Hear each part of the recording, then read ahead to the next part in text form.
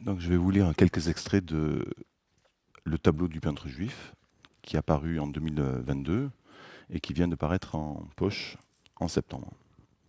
12 décembre 1943. Dépêche-toi. Le regard du peintre surprit la silhouette de son épouse dans le miroir. Elle était aussi belle qu'un Renoir. Malgré tout son talent, il n'avait jamais réussi à saisir sa grâce. Même là, dans ce petit coin de paradis, où la lumière était si intense, si contrastée, il avait échoué à lui rendre plein hommage. Il se demanda comment elle parvenait à conserver son calme. Elle s'activait, préparant sa valise et celle de son mari sans paraître affectée par les événements. Il essayait de se convaincre que tout cela n'était pas vain, mais il y avait quelque chose de disproportionné entre la gravité de la situation et la familiarité, la légèreté, l'insouciance presque de l'acte qu'il s'apprêtait à commettre. Il contempla le métal du coupe-chou effleurant la peau, posé sur la base des poils. Son épouse ne l'avait jamais connu autrement qu'avec cette barre noire, maintenant grisonnante, sous le nez. Lui-même n'avait plus vu sa lippe nue depuis ses 20 ans. Leur refuge en Provence n'était guère luxueux, beaucoup moins que leur appartement parisien avant-guerre, mais il possédait un grenier doté d'une enfilade de verrières qui formait un puits dans lequel se déversait la clarté unique du Luberon. Matisse lui-même, l'ami et le maître, avait constaté la brillance de son atelier lors d'une brève visite l'été précédent. Il l'avait jalousé en le taquinant. Toute la soirée, les deux hommes avaient blagué, comme on dit dans le Midi lorsqu'une conversation s'éternise entre vieilles connaissances sans qu'elle débouche sur quoi que ce soit. Ils avaient refait le monde, et Dieu sait qu'il allait mal en 1943. Plus tard, ils étaient revenus à l'unique sujet qui les préoccupait véritablement, la peinture. Comment rendre la chaleur du midi? Comment réinventer la sainte victoire de Cézanne? Comment nourrir l'imagination sans déformer la réalité? La réponse était ailleurs que dans les formes, dans le choix des couleurs peut-être, l'épaisseur du trait. Matisse avait sa petite idée. Il venait d'achever le portrait d'une jeune femme en robe jaune sur fond rouge, avec des motifs en zigzag qui rappelaient les rayons du soleil. Il avait une nouvelle fois proposé son aide financière et son entregent, afin que le couple puisse gagner l'Espagne, ensuite l'Amérique. Élie avait décliné. Que les nazis fassent la guerre, qu'ils détruisent, qu'ils pillent et tuent, lui continuerait à brosser ses toiles. Il ne le regrettait pas aujourd'hui, sauf peut-être pour Jeanne, car même si elle n'était pas juive, il la mettait en danger. Il leur faudrait se cacher pendant des semaines, peut-être des mois, mais Élie connaissait déjà l'exil. Il avait fui les pogroms en Autriche, puis quitté Paris. À présent, à 54 ans, il partait pour l'Espagne, toujours accompagné de son épouse. Leur voisin, Gilbert Fauré, qui travaillait à la préfecture d'Aix-en-Provence, les avait prévenus de l'imminence de leur arrestation. Les mailles du filet se resserraient en zone sud. Odette et Gilbert Fauré avaient depuis longtemps compris qui était Élie. Mais son judaïsme ne semblait pas leur poser problème. Ils avaient toujours été cordiaux, voire chaleureux. Plus d'une fois, ils avaient déposé des légumes du potager sur le pas de leur porte. Il était fréquent qu'ils prennent l'apéritif, tous les quatre, sur la terrasse des uns ou des autres. En quelques mois seulement, ils étaient devenus amis. Pas intimes, mais le genre de relation sur laquelle on peut compter. Une grande lassitude avait envahi Élie à l'idée de quitter leur maison, leur terrasse ensoleillée, son atelier et ses toiles. Qu'allait-il faire de ces toiles? Il ne pouvait pas les laisser là. Vu le peu d'économies qu'ils avaient réussi à mettre de côté, Ils en auraient besoin pour financer leur traversée de l'Atlantique. Dès qu'il en aurait fini avec sa moustache, ils chargeraient leurs valises sur les bicyclettes et partiraient en direction de la Drôme, où les attendait un groupe de résistants protestants qui les prendrait en charge. Ils devraient dormir dans une grange cette nuit ou dans un hôtel discret. Les Forêts leur avaient fourni l'adresse d'un établissement peu regardant sur la paperasse. Mais il fallait qu'ils l'atteignent avant le couvre-feu.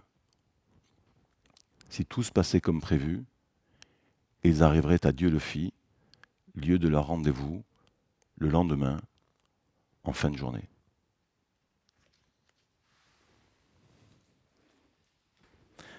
Merci de votre écoute.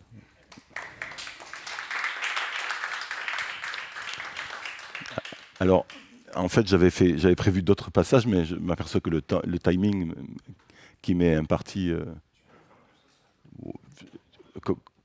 comme vous voulez, maintenant qu'on a coupé un peu l'élan, je ne sais pas si vous souhaitez, enfin si, je sais pas, on pourrait faire un vote. Ou, tout de suite, ça devient compliqué. Hein. Donc je sais pas, moi c'est avec plaisir. Hein. Ouais, on continue. Mais vous n'avez pas autre chose à faire, quoi. Enfin, ça, ouais, bon. On y va alors. Ah oui, je vois ça, oui. Oui.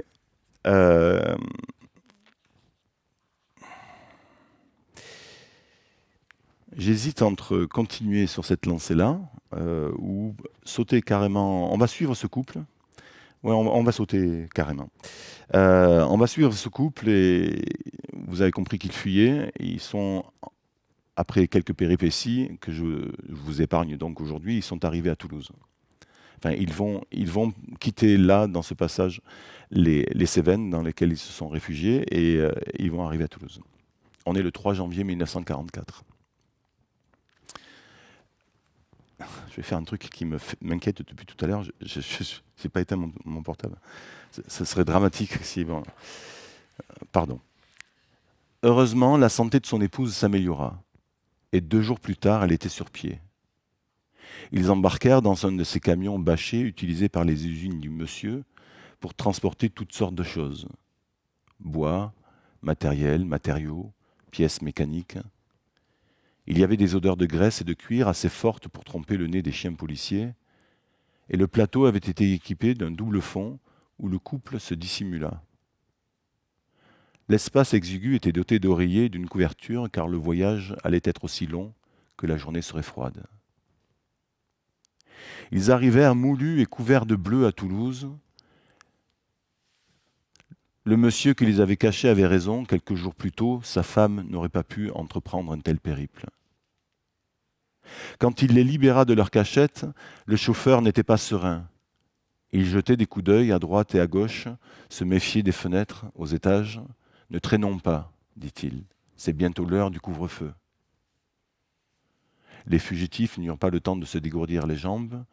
Après les avoir débarqués sans ménagement, le chauffeur leur fit traverser la cour intérieure où ils s'étaient garés.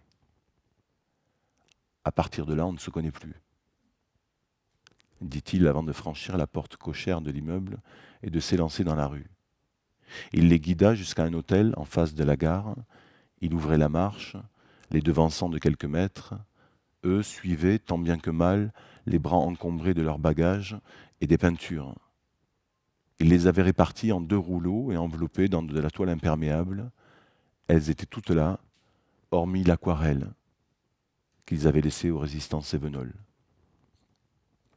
Ils ne passaient pas inaperçus dans les rues de la capitale languedocienne et peinaient à avancer, chargés comme ils l'étaient. D'ailleurs, le chauffeur ne semblait pas apprécier leur compagnie. Il hâtait le pas pour arriver au plus vite à l'adresse où ils étaient censés séjourner, en attendant le prochain passage par les Pyrénées. Le propriétaire de l'hôtel les attendait. Il bondit hors de son fauteuil et passa de son bureau à la réception. Il décrocha une clé du tableau et souleva le panneau amovible du comptoir. « Suivez-moi ». Avec une vivacité étonnante vu sa corpulence, il gravit 2 à 2 les marches du large escalier qui menait aux chambres, les distançant rapidement. Quand la femme se retourna pour solliciter l'aide du chauffeur, il avait disparu. Une fois sa mission accomplie, il s'était évanoui sans leur dire au revoir. Lorsque le couple rejoignit l'hôtelier, Celui-ci avait déjà ouvert la porte de leur chambre et s'effaçait pour les laisser entrer. « Vous ne bougez pas d'ici. Vous ne sortez sous aucun prétexte. » L'homme hocha la tête. Son épouse, enfin parvenue en haut de la dernière volée de marche, allait déposer sa valise sur le palier pour reprendre son souffle, quand l'hôtelier la poussa à l'intérieur. « Et pas un bruit, » ajouta-t-il. « Je vous apporterai de quoi vous restaurer plus tard. Je ne toquerai pas à la porte. J'ai la clé. C'est ainsi que vous saurez que c'est moi. Si quelqu'un frappe, ne répondez surtout pas. Combien de temps allons-nous rester ici ? C'est une affaire de jours. Prenez votre mal en patience. Normalement, vous n'êtes pas recherché dans le coin, mais on n'est jamais assez prudent. » Puis il referma la porte sans la claquer. L'établissement était très animé. Malgré le couvre-feu, les couloirs bruissaient d'allées et venues. Mari et femme demeurèrent un long moment immobiles à écouter ces bruits inconnus, mais la fatigue eut raison de leur crainte et ils s'endormirent. Plus tard, à une heure avancée de la nuit, ils furent réveillés par le martèlement de talons aux aiguilles et des éclats de voix en allemand. Peu après, ils entendirent des rires féminins forcés, suivis de couinements laissant peu de doute sur ce qui se déroulait. « Un hôtel de passe, » murmura-t-il. Son épouse n'ignorait évidemment pas l'existence des filles de joie, mais elle n'aurait jamais imaginé dormir un jour sous le même toit. Elle retint un sanglot, son mari lui prit la main, et ils se rendormirent, serrés l'un contre l'autre.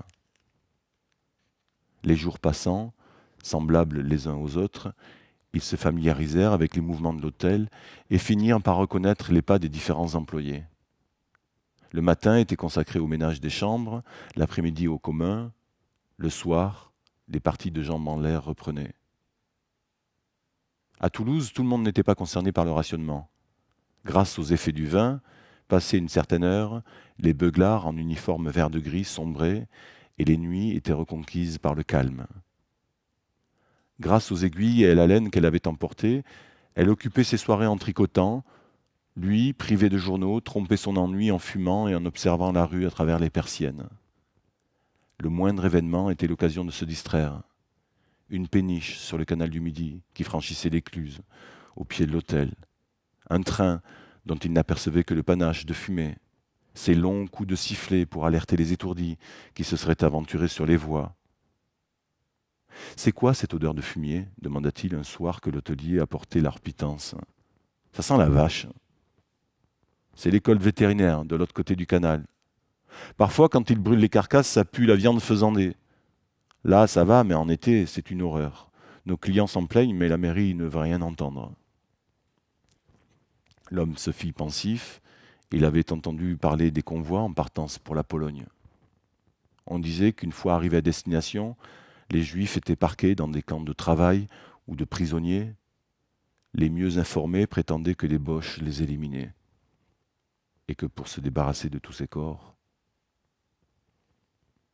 il s'éloigna de la fenêtre. Chaque mouvement dans les couloirs de l'hôtel, chaque bruit de voiture stoppant dans la rue le faisait sursauter. C'était au tour de sa femme de s'inquiéter pour sa santé. Elle tentait de l'apaiser. « Qui veux-tu qui nous cherche ? » Les Allemands, pardi. Pourquoi les Allemands de Toulouse en auraient après nous ? Parce qu'ils arrêtent tous les Juifs. Ils n'ont pas besoin de raisons supplémentaires. Et je te rappelle que je suis juif. Nous serons bientôt en Espagne. En attendant, chaque journée passée dans ce trou à rats augmente le risque d'être pris. Nous sommes protégés par la résistance. Non, nous lancer dans cette aventure était une folie. Tu vas pas recommencer. Il est encore temps de faire machine arrière. Tu plaisantes, j'espère. Après tout ce que... Nous sommes trop engagés. Non, ce n'est pas possible. On a fait une connerie. Chérie, viens t'asseoir auprès de moi. Les caresses et la douceur de son épouse ne parvinrent pas à le rassurer. Au contraire, jour après jour, son inquiétude alla grandissant. Il continuait à surveiller le passage des véhicules sur le boulevard, en bas de l'immeuble, tout en fumant à la fenêtre. Combien de temps encore ?